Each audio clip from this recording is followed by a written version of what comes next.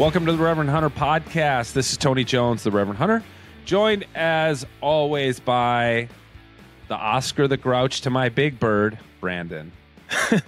I like that one. That one actually feels kind of suiting. So it does fit a little bit. I mean, you're not that grouchy, but but I've got a way of looking at things. Yes, that's a good way to say it, Brandon. Man, it feels like it's been way too long since I've seen you. How you doing? I'm doing all right. It has been way too long. How have you been? I'm good. You were sick as a dog last time when we were supposed to record an intro, and you couldn't even do it. You bounced back, I assume.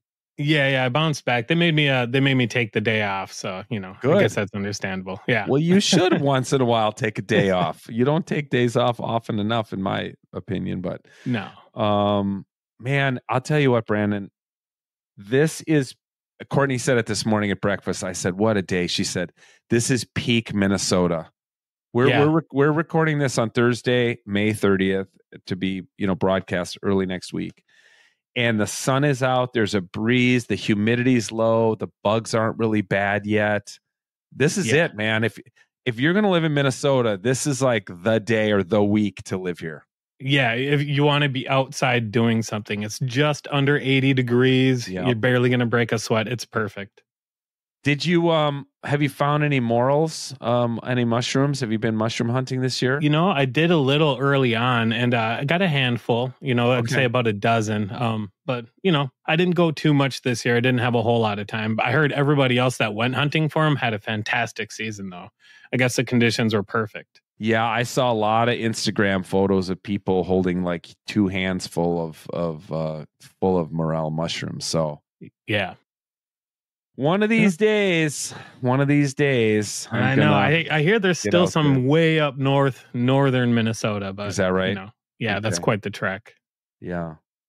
Well, I'm super excited about my guest, Evan Moffic. He's a rabbi. I've known him for years. He wrote several books on basically for Christians on how to understand Judaism. And he's just was great in like interpreting Judaism for Christians, reading the Old Testament through Jewish eyes and what every Christian needs to know about Judaism. And that was great. Okay. Those were great, but he has pivoted recently and become the Carnivore Rabbi. He's still a working rabbi with a congregation in Chicago and has been a rabbi for many years. And so he still does that work. But his side hustle is being the Carnivore Rabbi on YouTube. And he had me on his YouTube channel last week. And now I return the favor by having him on the podcast to talk about his journey into the carnivore lifestyle. And I love Evan. He's so compelling as a human being. But to have him on talking about this, I just thought it was a fantastic conversation, like really energizing, and I loved it because I have so many questions, and it's really amazing what he's done. And so he answers every question, including, honestly, we talk about his poops. Okay, so stay tuned. Stay tuned for nothing else. Like we talk. So yes, we do talk some politics at the beginning because I don't think it wouldn't even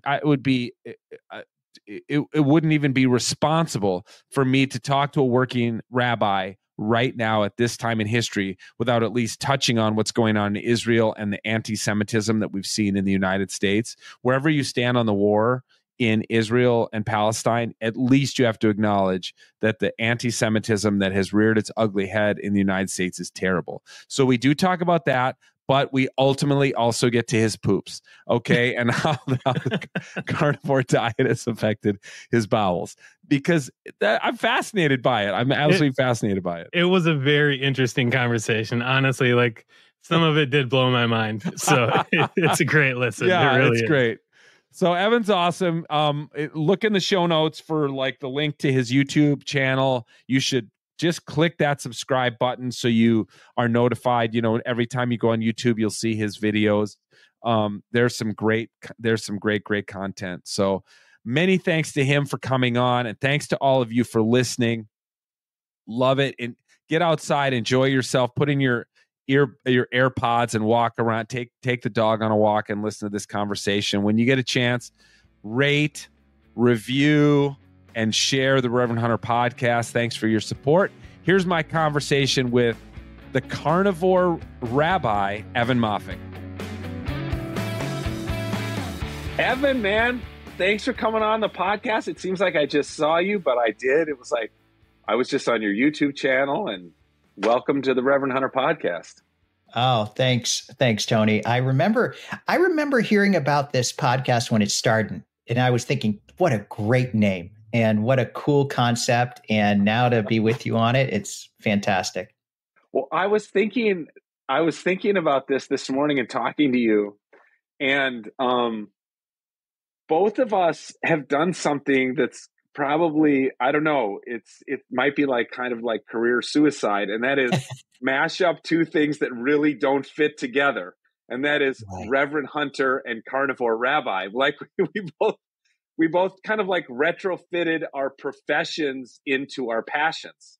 Yes. That's so well put. And I because we were talking about this before, is hunting in the Christian community, is hunting sort of looked at askance? Because as you mentioned, when we were talking about carnivore diet, like there's this perception that Jews don't hunt, which we know is not true.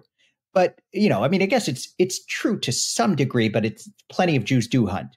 But how is hunting perceived in the church? Is it just sort of, oh, that's what you do in your recreation time? People don't draw a connection with their faith? Well, look, this is one thing that probably my listeners don't know so much unless they know of you and your work, but you are very well versed in American Christianity. You understand the church world more than most Jews, don't you think? True. Oh, I mean, absolutely. You've written books on it. Yeah. Which on what Christian you've written books for Christians about Judaism, which is, they're incredible books, by the way, everybody, and such a service. No, really. I mean, especially right now, man. I mean, has there ever been a time where it's been more important? I'll get to your question, but let's just talk about that for a second. Yeah.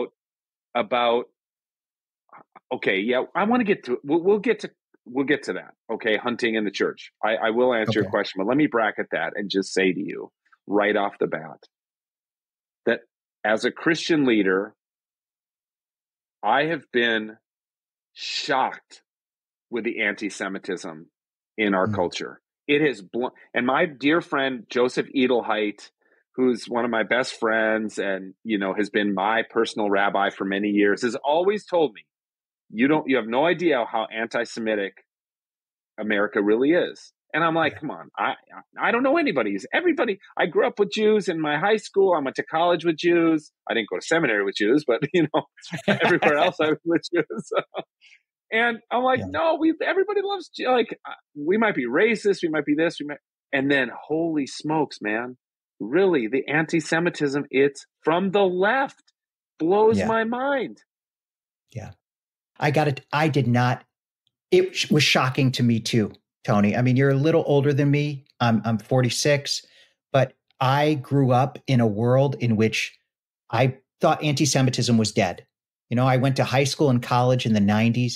It was such a wonderful time. It was, it was just generally people got along. And I really, when some older people would say, oh, there's still a lot of anti-Semitism, you just don't see it, it's not out in the open, I would say, you're old fashioned. That ended a long time ago. Yes. But by the late 60s, people were accepting each other. It's no longer the case. We're getting better and better. I really believed that. Even at the beginning of my rabbinate, I thought, and many of my classmates felt the same, that the Jewish community has focused too much on anti-Semitism. We're becoming a people that's about not dying and about, remembering our victimhood rather than planning and celebrating Jewishness, that we were focused too much on anti-Semitism. And boy, was I wrong. Yeah. I mean, it really, it started really in 2015. You started to see more and more of it. And then, Okay. I mean, it's just exploded over the last, I'd say, 5 to 6 years. Yeah. Yeah. And especially since October, and on Yes. college campuses, that's Yeah. really what blows my mind. On college campuses, I was like, I mean, this is even what got me thinking about this. Your question about hunting I mean, this Mm-hmm. is my train of thought, is you're asking about hunting in the church. And I would say, Yeah. like, yes, in as you know, the church in America is basically divided between conservatives and progressives or liberals. And in the Mm-hmm. conservative church, like the guys who wear camel Crocs and watch Duck Dynasty and are, more conservative, more patriarchal, more misogynistic, and a lot of them hunt. They own guns and they hunt and they're fine with it. The other half of the church, the liberal, the mainline, what we call mainline Christianity, the equivalent to Reform Judaism, I guess, is, Right. Yeah. that would be pretty much anti-gun, pretty much anti-hunting, kind of pro animal welfare, and they see those two things as, mutually exclusive, hunting and animal welfare. And Mm-hmm. I'm painting with a broad brush, but I mean, statistics Right. kind of bear this out. So about 5 to 6% of Americans hunt, and Mm. on the coasts it's as low as 2%, and in the middle of the country it can approach 10%. Interesting. And and more progressive people live on the coast and more conservative people live in the middle of the country, as you know, and the red and blue thing.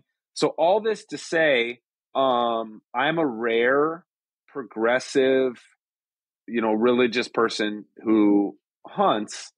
And also then to say that I know it's a little different in Judaism, because it wouldn't be like, oh, the Orthodox hunt and the Reformed Jews don't hunt or Right. something like that. Right. That's not it. That's not the same that what you've got. But all that to think, like, how surprised I am liberals being anti-Semitic in America. Mm. It is. It's shocking.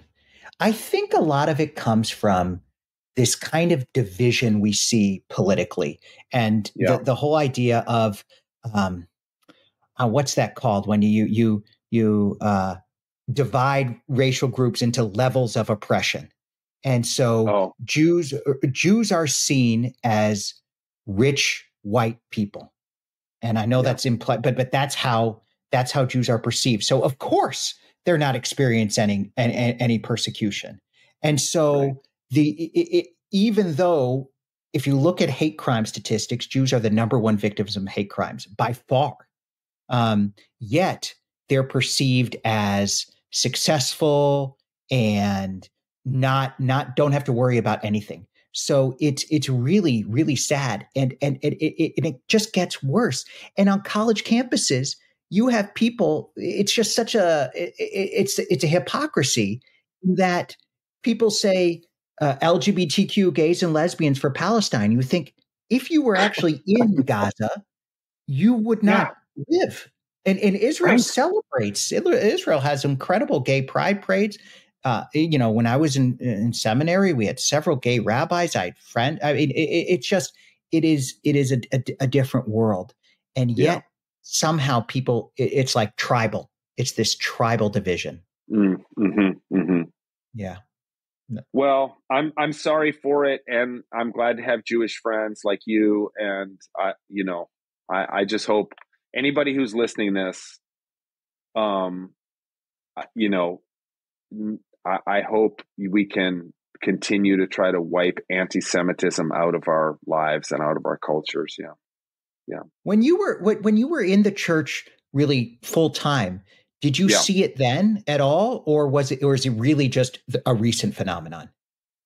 No, I didn't see anti-Semitism in the Yeah. church. I mean, when I was in the church, and I was in a pretty kind of progressive, we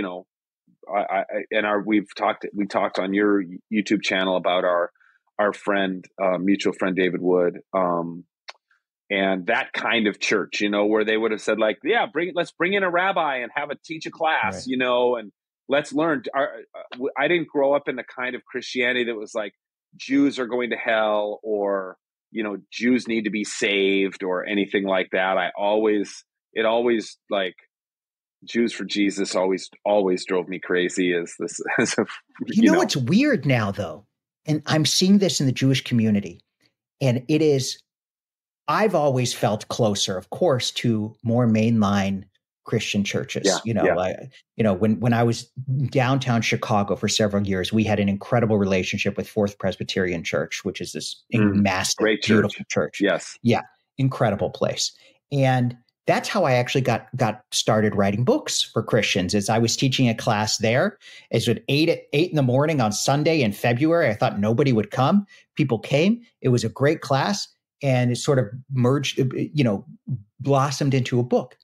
But now you're seeing more and more Jews align with the more evangelical churches, because they're the ones coming out pro-Israel, very very much attuned to anti-Semitism, talking about it from the pulpit. Whereas you're seeing the mainline churches, while they're not, of course, making anti-Semitic statements, you're seeing just quieter, not speaking out about it. So there's this weird political realignment, and it's scary to me because I'm kind of torn between both camps.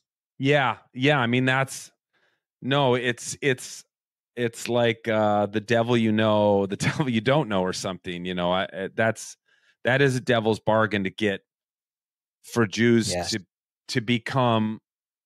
I think, okay, we're going to leave this politics talk here in a second, but I just think for a long time, a lot of Jews and the state of Israel have kind of, looked the other way about evangelical theology, because evangelicals have been so politically supportive of Israel, and tourist dollars of evangelicals in Israel are crazy. The amount of money that's spent by evangelicals going to taking pilgrimages to Israel.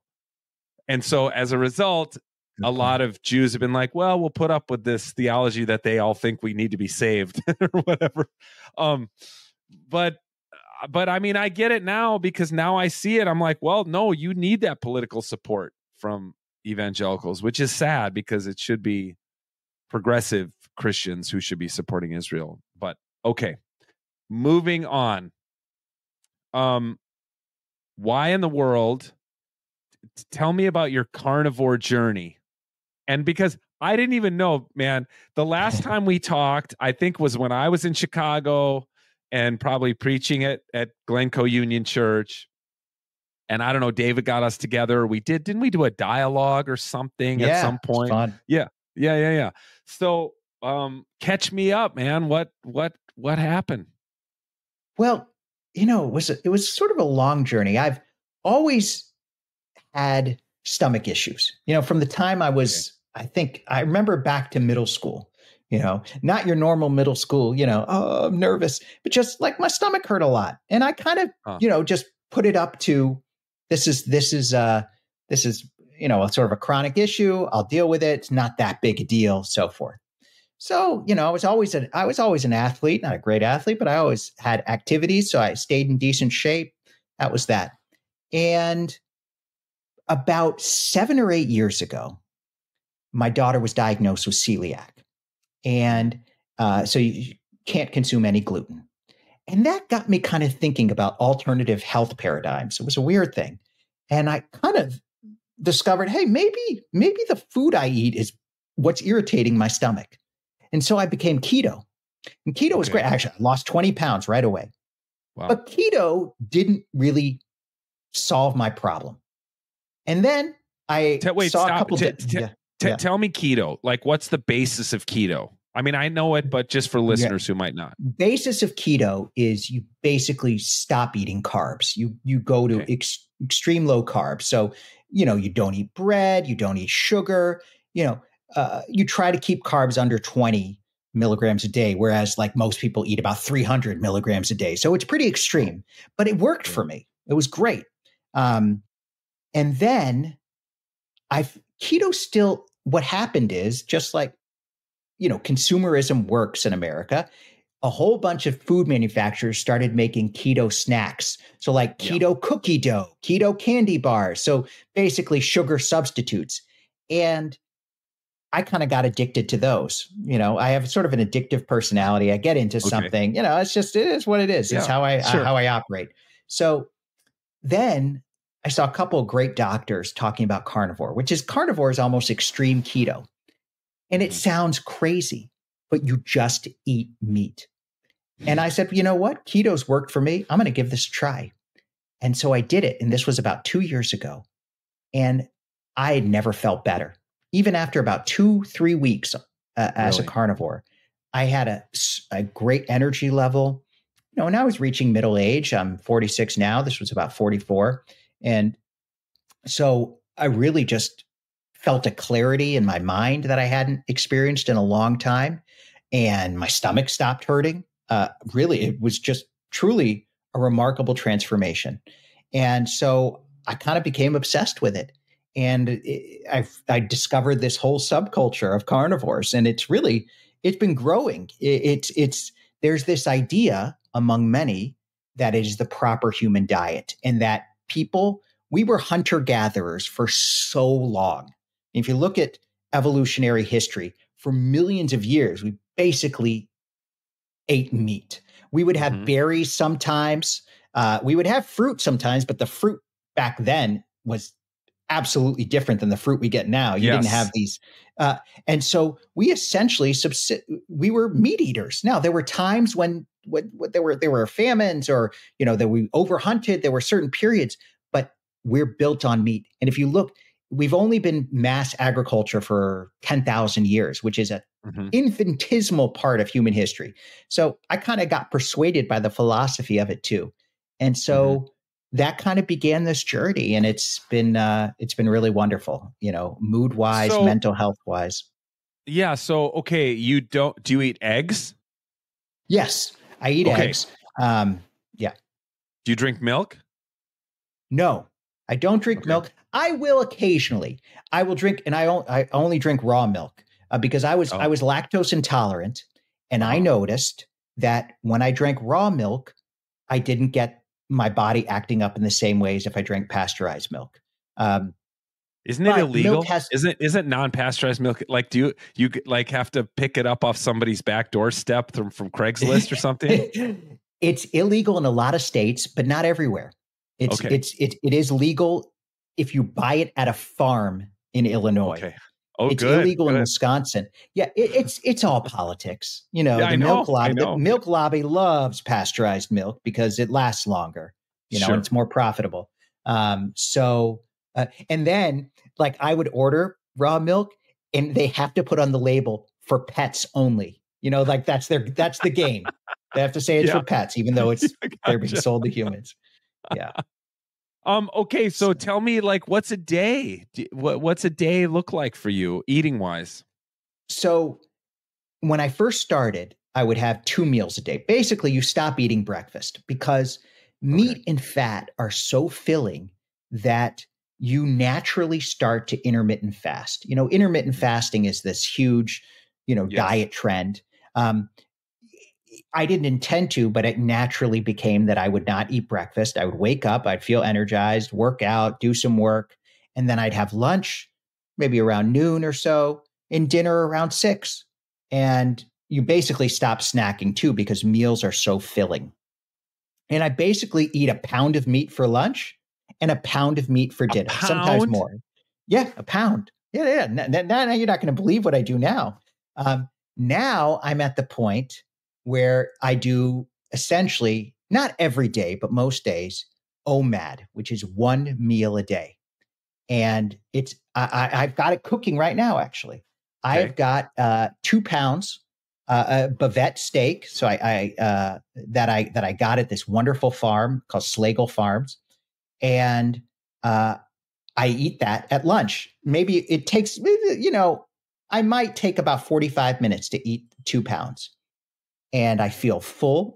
They call it the lion. I'm an extreme carnivore too. So my life is full of extremes. And so essentially the lion diet is mainly you eat meat, drink water. And so I mainly eat beef and lamb, and I will have about 2 pounds. And that'll be my meal until tomorrow. And I try to put as much fat as I can. I try to find the fattiest cuts of meat. Really? Because it's fat is filling. Yeah. Oh my It's gosh. nuts. Yeah. I But mean, it works.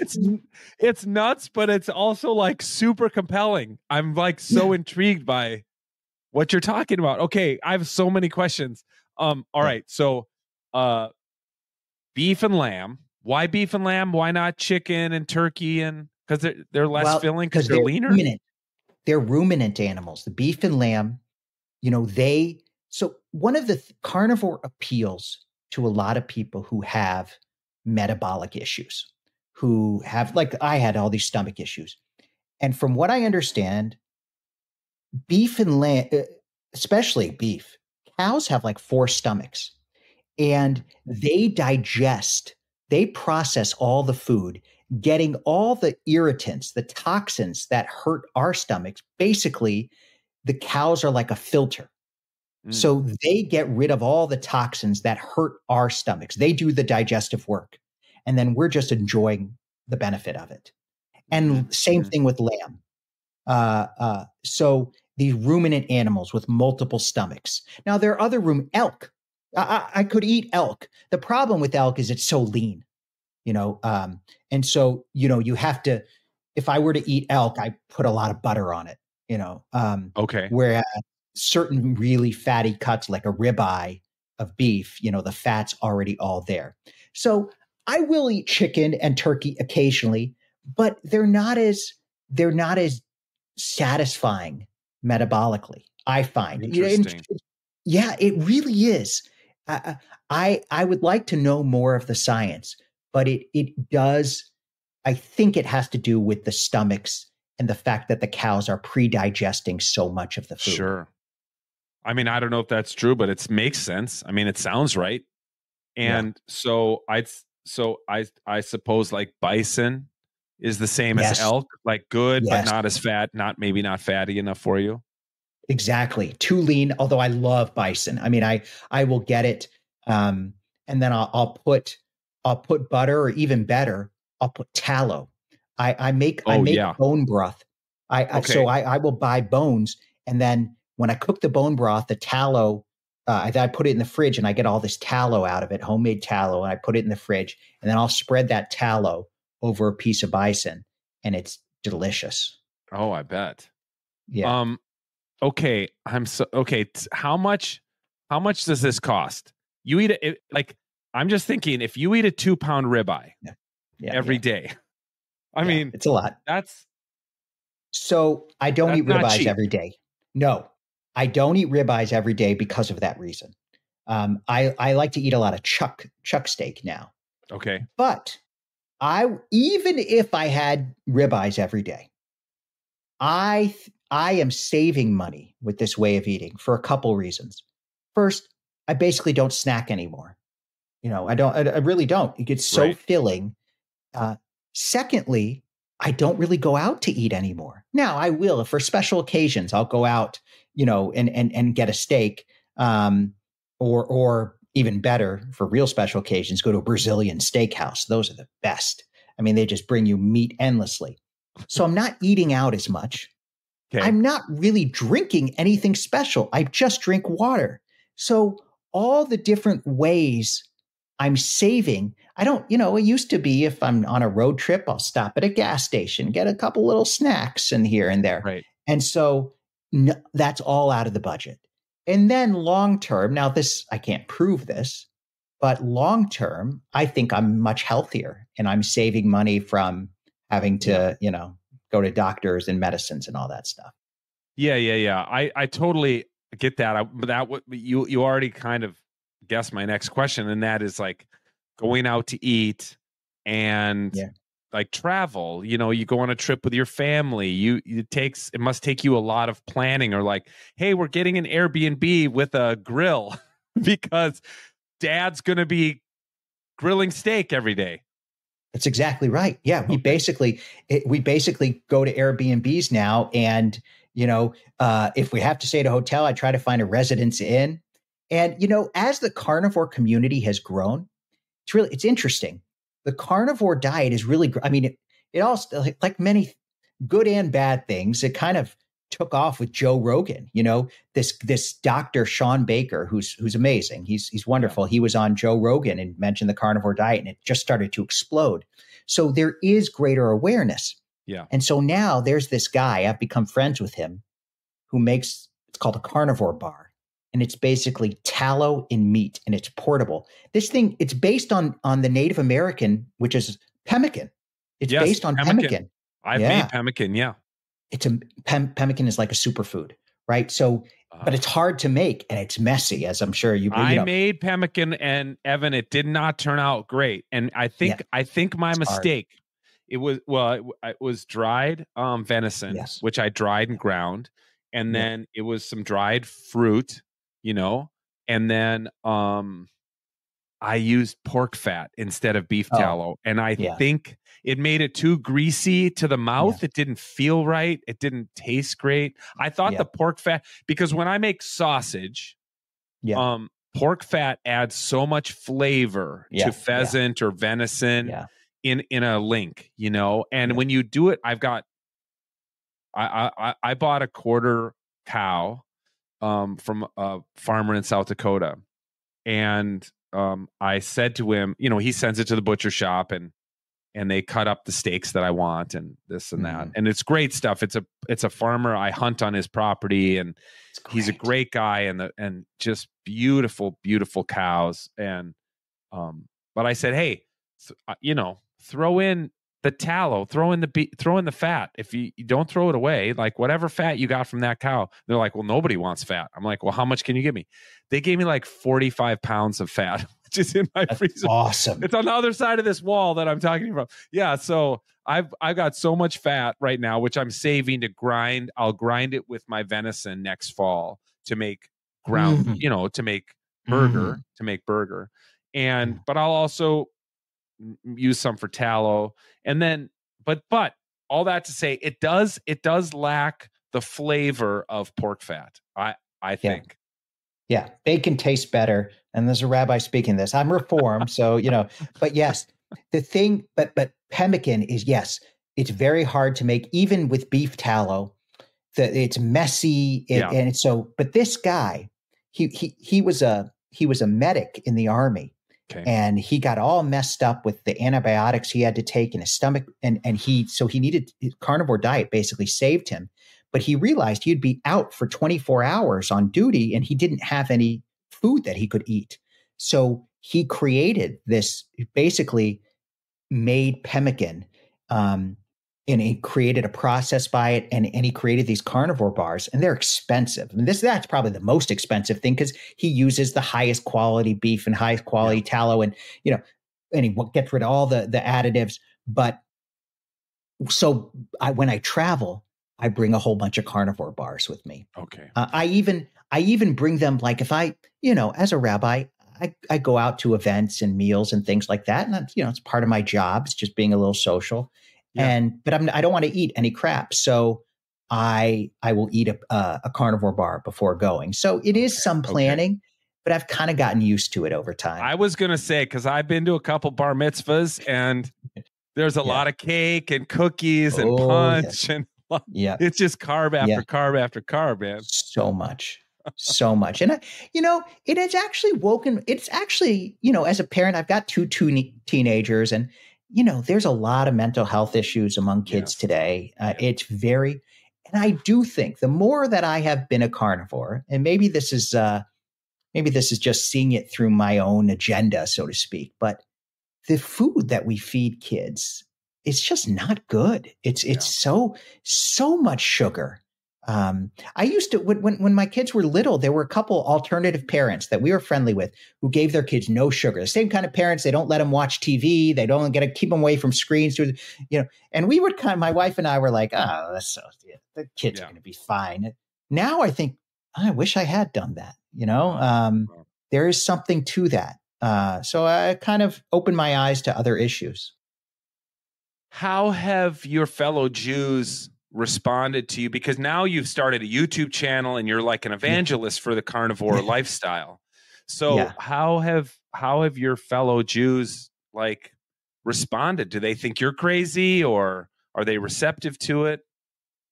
I think they're mainly receptive to it. I think a couple of them think I'm a little nutty, but they say, I don't try to push it on anybody. I talk about what it's done for me and what I think the benefits are. But in my own sort of way of life, I'm kind of sort of libertarian in that regard. Like, if you want to do it, great. If it works for you, great. I'll help you. I'll encourage you. But if it doesn't, it doesn't. The other day, and I think they kind of almost are comfortable laughing at it too, and I'm comfortable with that. The other day we were sitting in a meeting, the whole staff, and someone was passing around matzah toffee, which is unleavened bread that you eat on Passover with this incredible toffee on top of it. I used to love matzah toffee. I mean, who doesn't love it? So, and they were passing it around, and of course I'm like, no, and they're like, do you ever miss it, Rabbi? I'm like, no. They all just kind of laughed and like, all right, we know Rabbi's not going to eat that. And so it's kind of live and let live in a way. Yeah. But I have seen, there are several people on my channel who are Jewish and who are carnivores, and they ask me all kinds of questions. And so I do think there's a constituency out there, but the main, my own congregants and so forth just kind of say, oh, well, if the rabbi does it, that's cool. That's his thing. And if it's making him feel better, that's great. Mm-hmm, mm-hmm. Yeah. You don't feel tempted? You're not like an alcoholic who can't go into a bar? Not anymore. Okay. At the beginning, I would feel cravings. And, so one of the things that I kind of learned from some of the experienced carnivores out there is if you're feeling tempted or hungry, you have cravings, eat more meat. Just eat. You got to overeat the fatty meat. And then because essentially the philosophy, the theory is that your body just wants nutrients. And so if you give it fatty meat, it's going to get the nutrients and it'll reduce your cravings. So now I'm at the point where I eat, I know what I can eat. I know what I should eat, and I don't feel those cravings as much. Wow. And your family, your spouse and kids, how have they gone on this journey with you? Yeah. My wife is she's definitely eating more meat, and she's definitely eating fewer carbs. She's not 100% on board. And, she has really good metabolism too. Like, she can eat whatever she wants and, doesn't put on weight. My kids, unfortunately, I've got 2 teenage girls. I think if I were to say, don't be carnivore, like, they would be more likely to do it, so, right. They want to do the opposite. But I think my daughter, the one who has celiac, she is really incredible. Like, part of my motivation, my ability to be kind of strict with it, I've taken from her. Like, she is so good with managing gluten. Wow. So, but it would be, I think it's asking too much to her. I don't push them. Yeah. I don't push them. I think probably my youngest has some of the same stomach issues I had. So I think she may end up going there, but we'll see. Okay. I want to turn to the Bible in a second, but I have a last question. I have a feeling with you, nothing's off limits. No. Okay. So your bowels, I'll tell you what's changed my life in the last couple of years. And this, I'm 10 years older than you, is I take Metamucil every day because my bowels were starting to, my gut was just like gurgly, and I eat a lot of meat too. I'm not a carnivore like you are, but I eat a lot of meat and eat a lot of protein. But as I got older, I just felt like the food wasn't going through me in an as healthy way. So so how do you do it with no fiber? Like, okay. Yeah. It's fat. The more fat you eat, the better my bowel movements are. Now, you can go overboard. When I have diarrhea, I know I had too much fat. And so fat is really the key, but I don't poop as much. It's like every couple days. And I don't worry about it. It's sort of, I still drink coffee. I probably, ideally, in a carnivore, a 100% carnivore wouldn't drink coffee because, you got all these but I do. I'm addicted to it. Me too. Sad to say, so sometimes the coffee can throw things off a little bit. But no, I haven't really, I haven't had any serious bowel issues. Okay, good. I wondered if you'd ever poop again, but I imagine the fat kind of lubricates the whole system, top to bottom. That's exactly right. Yep. Wow. Most people don't eat enough fat, especially if you're carnivore. Wow. Now, the problem is, though, if you still eat carbs and you have carbs and fat together, that's not healthy. Like it's almost like you got to choose one or the other. So. Okay. All right. You've already broached this topic, and I've got my buddy Rabbi Joseph, who always jokes with me, Tony, Jews don't hunt. He says Jews don't hunt. He's even sent me articles in which rabbis have written, Jews should not hunt. Here's why Jews don't hunt and they shouldn't hunt. And I mean, I know you're not a hunter, but you're not averse to hunting. And no. I offered it. I want to take you hunting. I think you would love it to be in touch with, acquiring the meat. But like, what is it? What is it in the Hebrew scripture or in the Jewish? We talked about this on your YouTube about, Jews have tended to be more urban people and urban people don't hunt as much as rural people. So that there's these cultural things I get. But is there not also some kind of scriptural things that this is what some rabbis have argued that I've seen is like the hunting was not the way God wanted God's people to be. Have you heard that? Where do you think that comes from? I've heard it. I don't buy it. Okay. I think I think most of the Jewish sort of aversion to hunting is a result of history and sociology, being more urban, being subject. I mean, Jews couldn't own land in the Middle Ages. They mainly lived in shtetls. They were very limited and in what they could do. Mm-hmm. But I think if there is a spiritual element, there is a kind of reverence for life.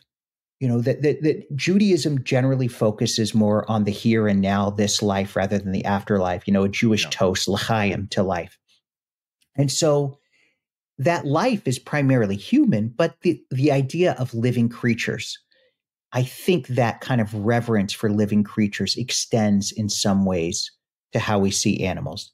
And that if we can consume without killing, that would be ideal. And I think that's where it comes from, this kind of real reverence for life. And also, I mean, I don't think this has so much to do with hunting, but the Jewish dietary laws were very strict about what kind of animals you could eat, how you had to drain the blood from animals. Right. If you did. So it made you couldn't just go hunting to get your food instantly. It was there were limits on that. You had to be it had to be more planned. So I think some of that probably shaped what Jews did. Yeah, but yes.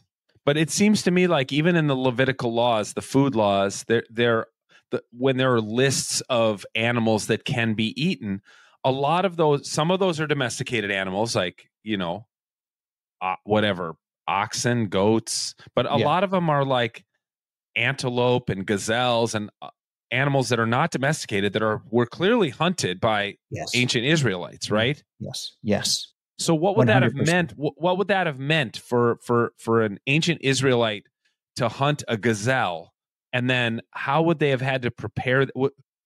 You know what I'm saying? Would that have been a big hill to climb then to appropriately butcher that animal in the field, as it were? I don't think the kosher laws were applied even with. So there's two big eras of Judaism, as I'm sure you probably know. There's the biblical era and there's the rabbinic era. And the rabbinic era really begins with the Pharisees, but sort of becomes official with the destruction of the temple in 70 CE. Mm-hmm. Mm-hmm. Pre-rabbinic Judaism, biblical Judaism, the dietary laws were not as strict as rabbinic Judaism makes them. Really? The main law, and this has been shown with archaeology, is Jews didn't eat pork. Jews didn't eat pig. and because there's been these archaeological digs in Canaanite sites where they know this site was Israelite, this site was non-Israelite. Pig bones are found in the non-Israelite site, no pig bones found in the Israelite site. Now, why is that? Now, nobody really knows. It was probably just some kind of aversion, some sort of taboo. But other than pig bones, I think Jews would eat and slaughter animals in the same way other Near Eastern tribes did at the time. Okay. So the rabbinic period kind of rewrites that history. I see. And becomes more strict about it? Yes. Okay. In everything. Yeah. And that's where we get to the that's where that's when these sociological forces come in that you're talking about. Which makes perfect sense, that Jews wouldn't be the kind of people who are like landowners who could go hunt stags in medieval Europe or something like that. That was not part of the way. And then it becomes associated with Gentiles, So then, you kind of have all these, it almost becomes like, this is how we're different. So it's the cycle continues. It becomes more entrenched. Yeah, interesting. Okay. That makes a lot of sense. Do you think if I were to try to recruit a Jewish person into hunting, what would be my angle? Yeah. It's a tricky one. One other thing that just occurred to me as you asked that, think of the biblical story of Jacob and Esau too. Oh, no, Esau's associated with hunting, Jacob not. That's right. So other than Nimrod, who was a mighty hunter before the Lord, there's really Esau is a hunter, but that does not shine particularly favorably upon him. He's not the favored one. Yeah. Exactly. So that's that's another kind of built-in sort of stereotype of a hunter. Yeah. I would say to recruit Jews to hunting, I think you say this is the way the world. It's actually hunters are closer to nature and closer to animals than non-hunters. I mean, you and I have talked about that, and I feel the same way.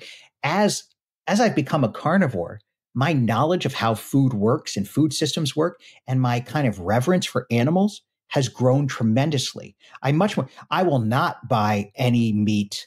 And this is a luxury I have because I can afford it, but I don't buy any mass-produced meat, stuff that comes from these cattle farms. It's horrible, whereas I wouldn't have even thought about that before. Right. I like to have grass-fed. If I'm not huge on grass, it doesn't have to be grass-fed, but I like, meat that comes from a farm.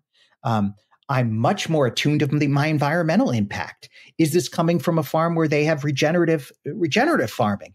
So I think positioning hunting as something that brings us closer to nature rather than something that is killing and doesn't care about nature is something that appeals to Jews. And also it is sort of a counter to this fake processed meat, fake meat, that really is much more destructive of the environment. Yeah. That's how I see it. It is hard. Jews tend to be very much, concerned about gun violence, which of course we all are. It's not like hunters aren't concerned about gun violence. But Jews are probably particularly attuned to that for obvious reasons. Yeah. So that I think some of those political stereotypes play in as well. But I think presenting it as something that brings us closer to nature, closer to the environment is how I feel about it. Mm-hmm. Well, open invitation, man. Whenever you want. I'm going to take you up on it. Trust me. I really been good. I wish I could do it this summer, but I would love to. Well, we'll do it. Yeah. Okay. Before we go, your YouTube channel's kind of blowing up. Like the amount of content you're putting out is astounding. I don't know if that's talk about sustainable. I don't know if that's sustainable, but you've got the zeal of the newly converted. You're passionate about it, and you're telling other people, and you're getting great guests on your YouTube channel. And what's the response been? It's been really good.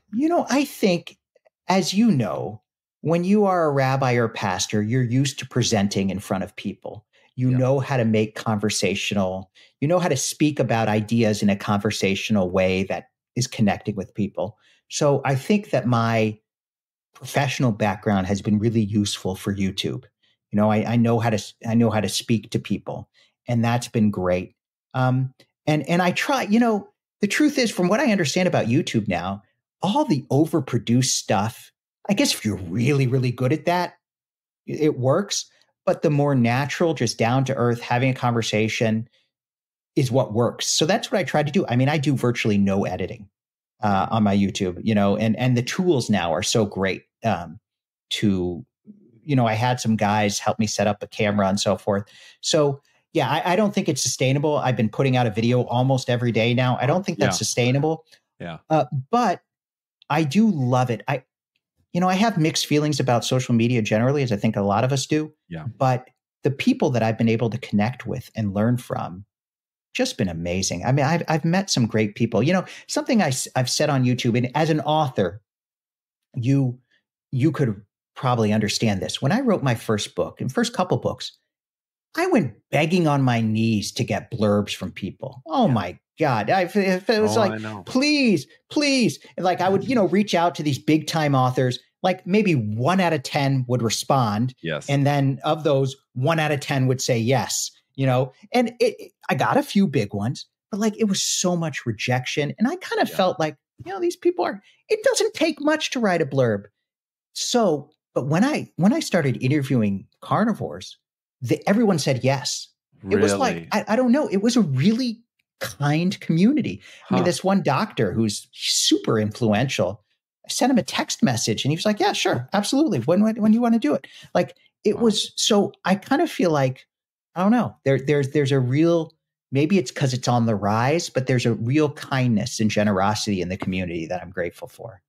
That's great to hear because, look, as someone who just had a book come out, and I mean, I called in every favor because I haven't had a book out in 9 years. I called in every favor, every big name. I got most of them, but I remember I said to my wife, I said, Courtney, you got to know if I have another book that comes out in 2 or 3 years, I cannot go back to all these big names again and say, can I get another blurb for my next new book?